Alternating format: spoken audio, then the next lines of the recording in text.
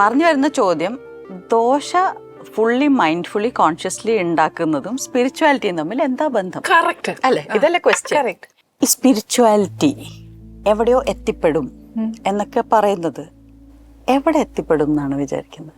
അവിടെയാണ് അവിടെയാണ് പ്രോബ്ലം. അതായത് ഞാൻ ഇത് ചെയ്താൽ ഞാൻ അതിലേക്ക് എത്തിപ്പെടും. I will do this for that. തത്വമസി നമ്മൾ പറഞ്ഞു, യു ആർ ദാറ്റ്. അപ്പോൾ you are not going to reach anywhere. അതാദ്യം മനസ്സിലാക്കേണ്ടത്. ഏതൊരു വ്യക്തിയും, ഏറ്റവും common man, common lady who wants to reach spirituality has to understand there is no reaching. നിങ്ങൾ എവിടേക്കും എത്തിപ്പെടാൻ പോകുന്നില്ല. നിങ്ങൾ ഒന്നും തേടുന്നില്ല. നിങ്ങൾ തേടുന്ന എന്തോ നിങ്ങൾക്ക് കിട്ടും എന്നുള്ള തെറ്റിദ്ധാരണ ഉണ്ടെങ്കിൽ ആ തെറ്റിദ്ധാരണയാണ് എല്ലാ പ്രശ്നത്തിനും കാരണം. You are not going to reach anywhere. You are not going to attain anything. You are not going to get anything. എന്തോ കിട്ടാൻ പോകുന്നില്ല, എന്തോ സാധിക്കാൻ പോകുന്നില്ല, എവിടെയോ എത്തിപ്പെടാൻ പോകുന്നില്ല.